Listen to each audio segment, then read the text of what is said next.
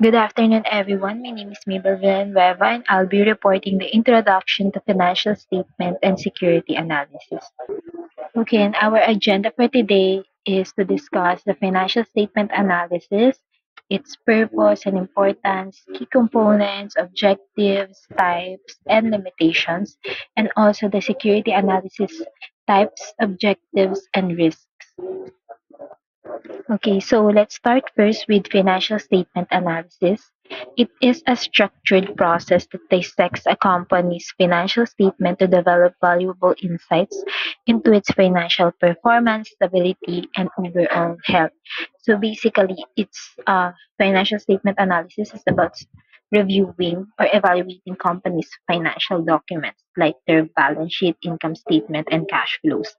And this process helps the company to assess their financial health and their financial performance and trends. And it also helps the stakeholder to make an informed decision because it reveals the company's strengths, weaknesses, and areas of improvement. So the purpose of financial statement analysis is to gain a comprehensive understanding of company's financial performance and position by analyzing financial statement and ratios, which helps stakeholder make informed decision on investments, credits, and strategic planning. So it's basically to provide insight into financial condition, as what I've said a while ago, and it helps stakeholders. When we say stakeholder, they are the management, investors, and creditors for them to create or make an informed decision regarding with their investment, resource allocations, and financial strategy into the company. And it also helps to identify the potential risks and to make sure they are aligned with the regulatory processes, and it also evaluates the profit and growth opportunities of the company. So the importance of financial statement analysis is um, well, financial analysis is crucial for interpreting intricate data, guiding strategic decision, optimizing budget allocation, managing cash flow, and effectively communicating with stakeholders, thereby ensuring informed leadership and maximizing opportunities while minimizing risks. So, the importance lies in its ability to reveal the company's financial strength, weaknesses, and overall viability. um, it helps stakeholders or enables stakeholder to assess the company's profitability, liquidity, and solvency, which are critical for decision making. And yes, it helps them also to evaluate their past performance and uh, forecasting the future trends, ensuring the financial transparency, and maintaining trust with the investors and regulatory bodies. Okay, so financial statement analysis have three components, and they are the balance sheet, income statement, and cash flow statement. So for the balance sheet, it presents a snapshot of a company's financial position at a specific point in time. It outlines the company's assets, liabilities, and owner's equity. So assets are resources that are owned by a company or an individual that have economic value and can provide future benefits, while the liabilities are those obligations or debts of a company to another company or individual that they need or expected to be settled in the future. Then, for shareholders' equity are the owner's residual interest. So the in the asset after deducting its liabilities, essentially it's representing the ownership. So in balance sheet, we have the formula like asset equals liability plus owner's equity. So for the income statement, it showcases a company's revenues, expenses, and net income over the period of profit and losses. So revenues is the total earned from selling their goods and services, while their expenses naman are incurred to generate the revenues, so like operating expenses. So um, enable for them to get their net income, they must uh, subtract the revenue to the cost of goods sold. And after they get that, they need to minus the operating expense, the interest, and the taxes so that they can get their final net income. So lastly, for cash flow statement, it tracks inflows and outflows of cash within a company during specified period. So, uh, parang pinapakita lang dito yung moves in and out ng money into a business over a period of time. For example, if it is every 6 months or annually, like that, or every month or weeks, depends sa company kung ano yung ginagawa nila ng cash flow statement. Then sa cash flow statement, may tinatawag tayong IFO. So we have investing activities, financing activities, and operating activities. So in investing activities, this is the cash spent or generated from investment, like when they purchase or sell assets, like or properties and equipment. Then financing activities is the cash they receive or they pay to investors and creditors, including issuing of stock or taking debt or paying dividends.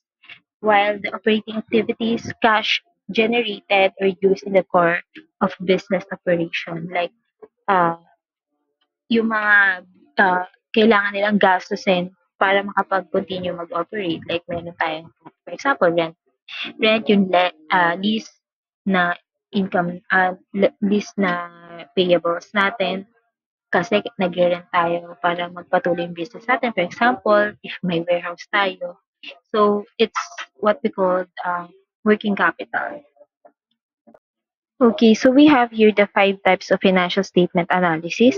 First is the horizontal analysis, comparing financial data across multiple periods and spot trends. So, for example, yung company gusto niya malaman yung sales nila or income nila and expenses for the past 5 years para malaman nila if mas malaki ba yung kinikita nila or mas malaki yung expenses nila para magkaroon sila ng strategic plan. The next is the vertical analysis, analyzing financial statement by expressing each item as a percentage of a base figure within the same period.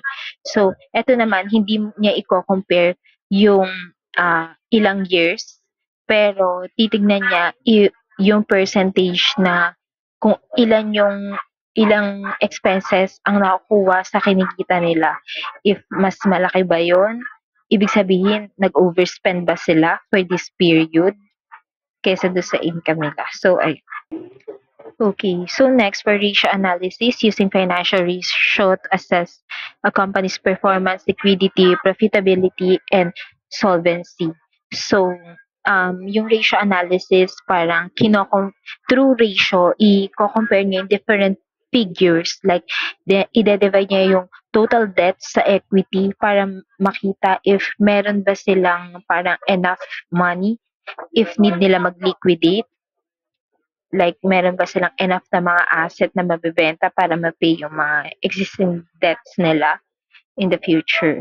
So, okay, for the next one is the common size analysis, a type of vertical analysis where each item on financial statement is shown as a percentage of a total, like a total assets or sales. So, sa financial statements, imbis na total amount siya is nakalagay din dun yung total percentage niya kasi mas madali siya ma-assess and ma-compare sa ibang company if mas malaki ba yung kinikita nila. So, kung mas malaki yung kinikita ng ibang companies, then uh, malalaman din, magkakaroon din ng strategy yung yung company natin para makakreate sila ng isang um, strategy kung ano ba yung ginagawa nila, like kung ano ba yung techniques na isang company na yun, ba't ganun yung kita nila. So, it's more of a comparison lang and para mas madaling makita kesa dun sa vertical analysis lang. Kasi yung vertical analysis is amount talaga siya. So, parang makikita lang talaga siya yung pinaka-total. Pero ito, mako-compare mo siya. Like, kung ilan percent yung sales, tas ilan percent yung assets, like that.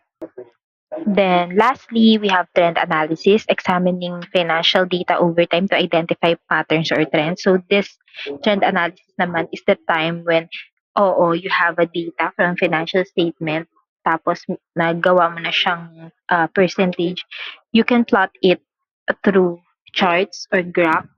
Parang yung ginawa natin sa topic natin sa managerial statistic, we can do uh, visualizations like line chart, bar graph, or heat maps, anything na relevant or mas madali mo makikita for the year-to-year na comparison if nagde-decline ba or nag-grow ba yung business mo. Okay, so now we have the five limitations naman of financial statement analysis. The first one is the limited historical context.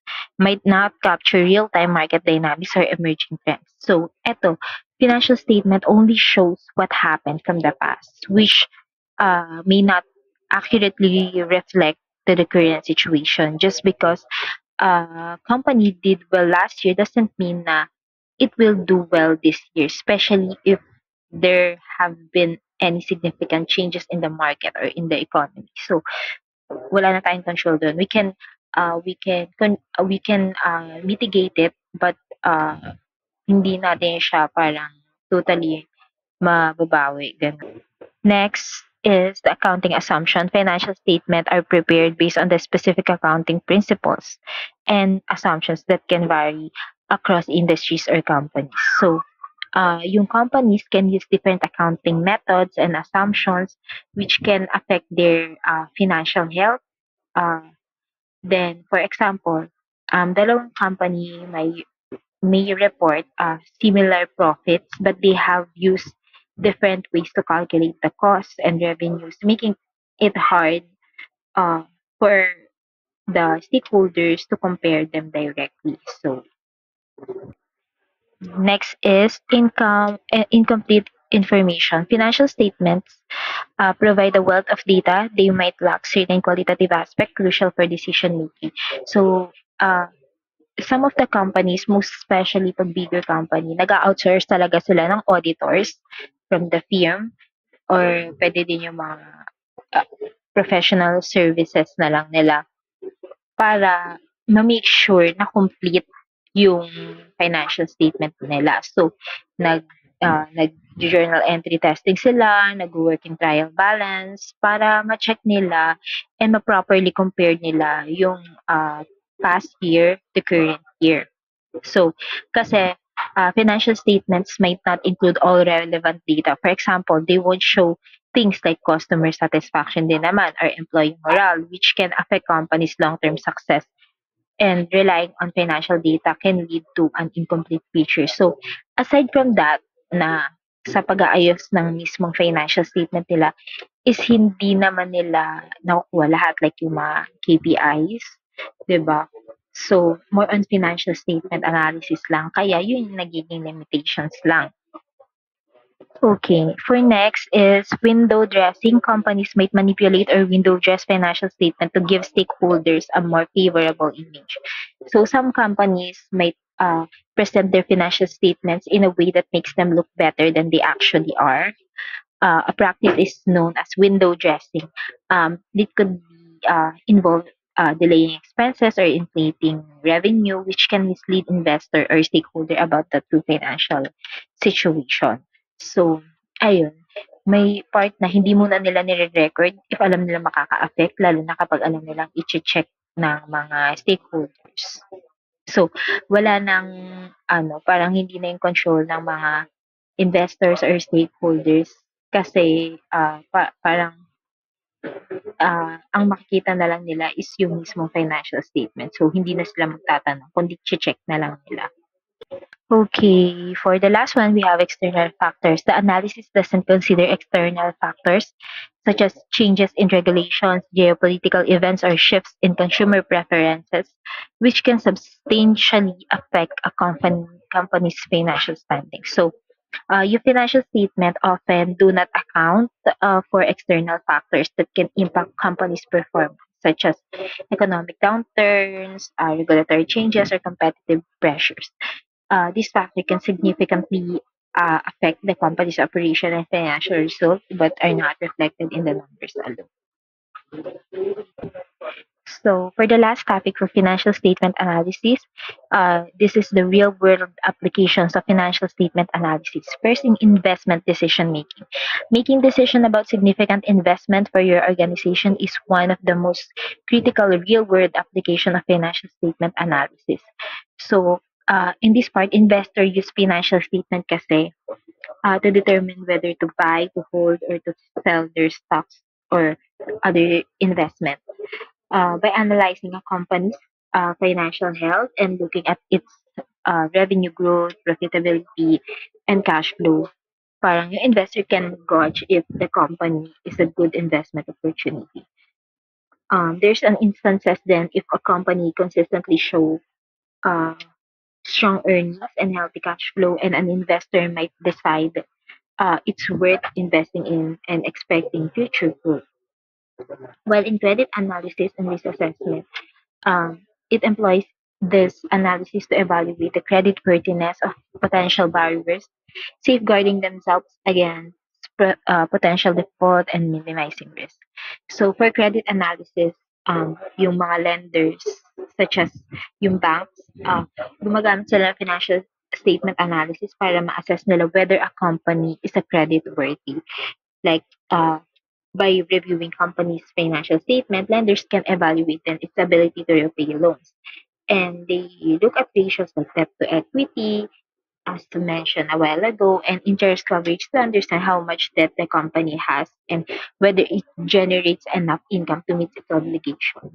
If a company shows strong financials, it's more likely to receive a loan with favorable terms. While in risk assessment naman, yung financial statement analysis helps identify potential risks associated with a company. Some analysts, like risk management analysts or risk consultants, um, assess factors like high levels of debt, declining revenues, or poor cash flow, which may indicate financial instability. By understanding these risks, stakeholders, including investors and management, can make a better informed decision about their involvement with the company. So, for example, if yung company's financials parang mas malaki yung losses nila over the years or over the quarter, yung investors, syempre magde-decide na siya to minimize or to hold yung investment niya dun sa company na yun to avoid potential losses. Okay, so for the next topic, the security analysis, it is analyzing the value of securities like shares and other instruments to assess the business total value, which will be useful for investor to make decision. So, ito yung this security analysis is a process of examining investments like yung mga stocks and bonds para ma-determine nila yung value and risk ng mga to. Then, it includes din na tignan yung company financial health and market trends para yung investor ay makagawa ng better choices and ma-avoid yung pag-loss ng money nila. So, ito yung mga steps na ginagawa nila sa security analysis. First is evaluation and analysis. So, ito lang yung pag-gather nila ng information like data, yung mga financial statements, yung report nila. Then, evaluate naman is yung titigan mo kung nagpe-perform ba yung company financially. Like, may enough ba silang money to pay their obligations or mas malaki ba talaga yung income nila kaysa sa expenses nila or na-manage nila. Then, financial instruments naman, madidiscuss natin yan later on, yung fundamental, technical, and quantitative. So, these are used by management and stakeholders to make a financial decision. Okay, so these are the types of security analysis. We have fundamental security analysis, an evaluation procedure of securities where the primary goal is to calculate the intrinsic value. So, parang this approach is evaluates security intrinsic, parang examining the economic, financial, and other qualitative, quantitative factors. Parang yung mga analysts mas nagpo-focus sila sa company financial statement, yung mga balance sheets, para ma-assess nila yung metrics like yung revenues nila, yung growth, yung profit, and kino-consider din like industry trends and competitive positioning.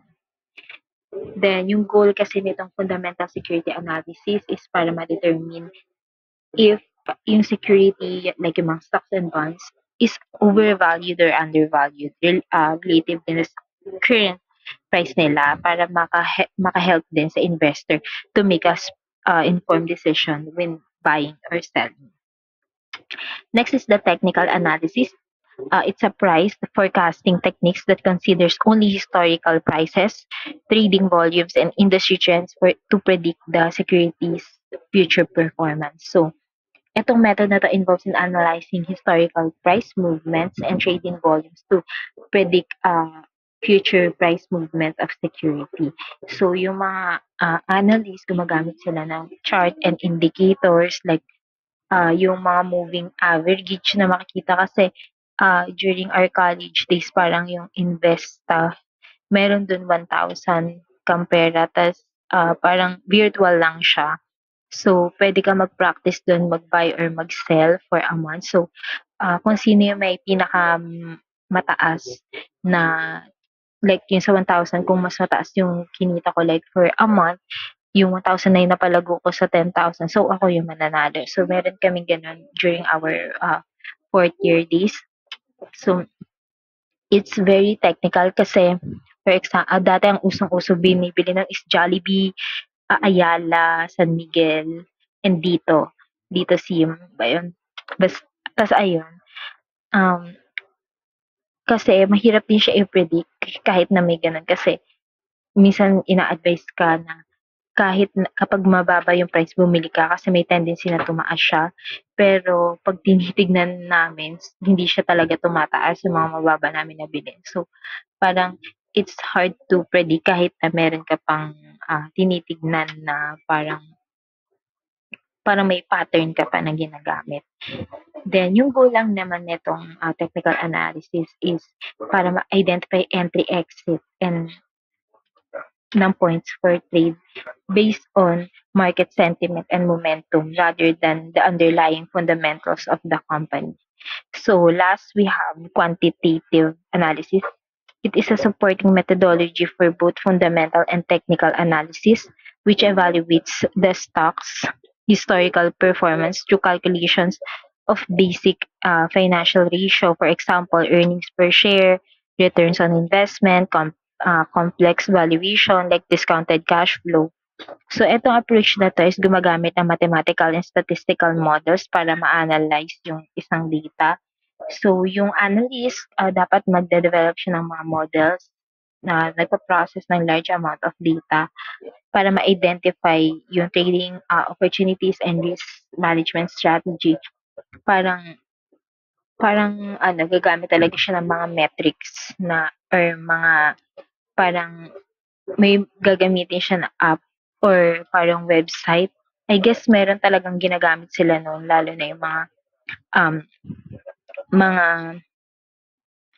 parang quantitative analyst or risk analyst para ma-evaluate yung performance. Mas madali kasi 'pag large amount of money hindi na kasi siya pang, Excel lang, parang kailangan na gumamit. Kasi alam ko yung Python puwede din siya gamitin, eh.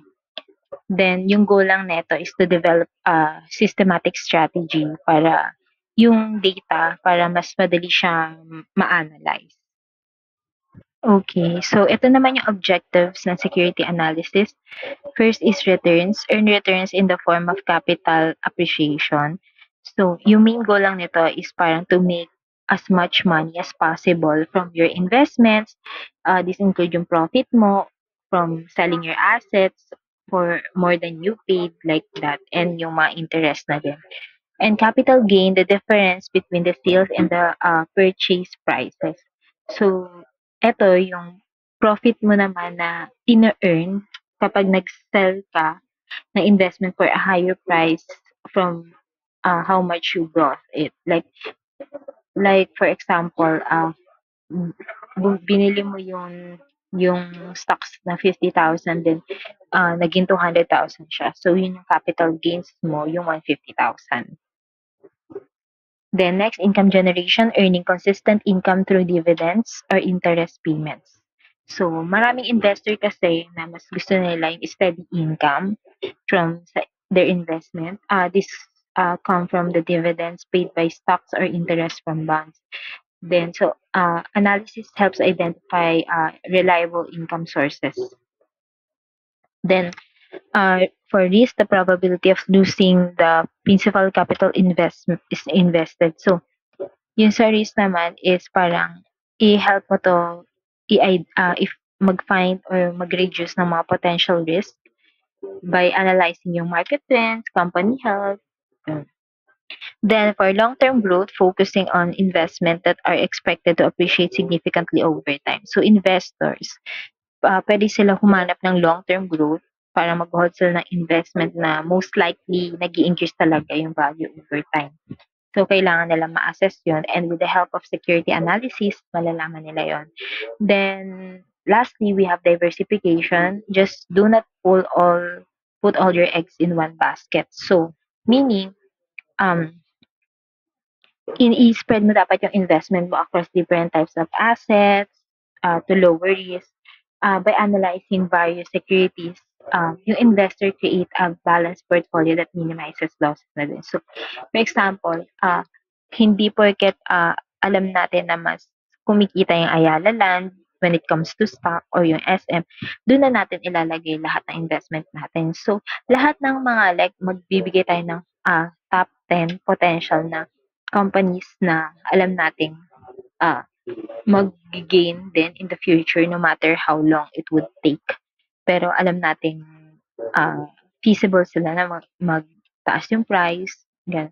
So, hahatiin natin yung pera natin sa i-invest natin. So, hindi lang sa isa. So, hindi din naman, pwede rin naman na hindi sa stocks, pwede din tayo mag-invest sa lands. Like, pwede tayong bumili ah, ng, ng land para gawin nating paupahan, like that.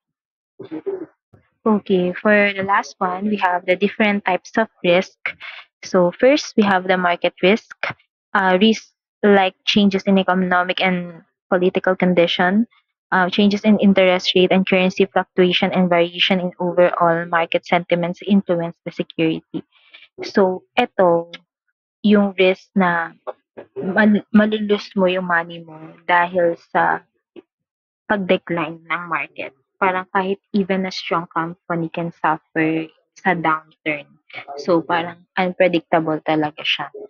So, you can have, hindi mo maiiwasan yung losses, hindi mo maiiwasan yung risk, but you can mitigate it na hindi sobrang to the point na mababankrupt ka na because of that. So, dapat meron ka ring mga initiatives na ginagawa and preventive na mga actions. Next is the credit risk. This refers to the creditworthiness and risk of default by companies or issuers. Investor may face the risk of not getting payments on time. So ito, yung borrower ng isang company is fails to back their debts. Like, ito yung nagde-default na lang sila, yung uutang sila ng malaki, tapos hindi mo na sila makikita. So, risk din yun. Kasi parang unpredictable din kung babayaran ka ba or hindi. So, yun din yung tingin kong halaga ng collateral. So, para to minimize the risk. Then, last, we have liquidity risk. Some investment options may have lock-in period or strict rules where the investor cannot break it till maturity. So, yung liquidity risk is yung chance that an investor cannot quickly sell an asset na hindi niya nilolower yung price. So, syempre, loss pa din yun and risk kasi kung mataas mo siya binili, tas mabibenta mo siya ng mura, yun. Some investment din, mahirap din siya ibenta, lalo na pag downturn yun. So, kapag naintindihan mo na yung different types of risk, magkakaroon ka na ng informed decision at magkakaroon ka na ng strategy para manage mo yung downside in your investment portfolios. So that's all for the financial statement and security analysis. Thank you.